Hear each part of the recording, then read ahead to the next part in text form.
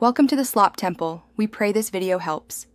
In this video, I will explain how to connect Visual Studio Code to a web hosting server.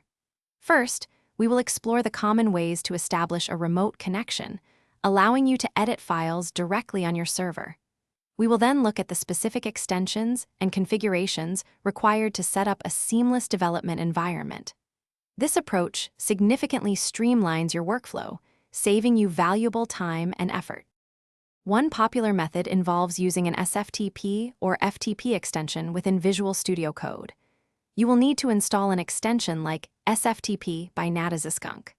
After installation, you configure a JSON file with your server's host, port, username, and password. This setup allows you to browse, upload, and download files directly from your server, making file management straightforward and efficient. For a more integrated experience, connecting via Secure Shell, or SSH, is highly recommended. First, ensure your hosting provider supports SSH access. Then, install the Remote SSH extension by Microsoft in Visual Studio Code.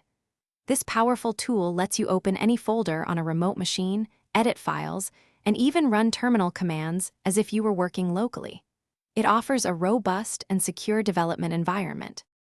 To ensure a smooth workflow, always prioritize security by using strong passwords and secure shell keys. Consider integrating a version control system like Git for managing your code changes and deployments effectively. If you encounter connection problems, double-check your server details, firewall settings, and extension configurations. These practices will help maintain a stable and secure remote development setup. Thanks for watching.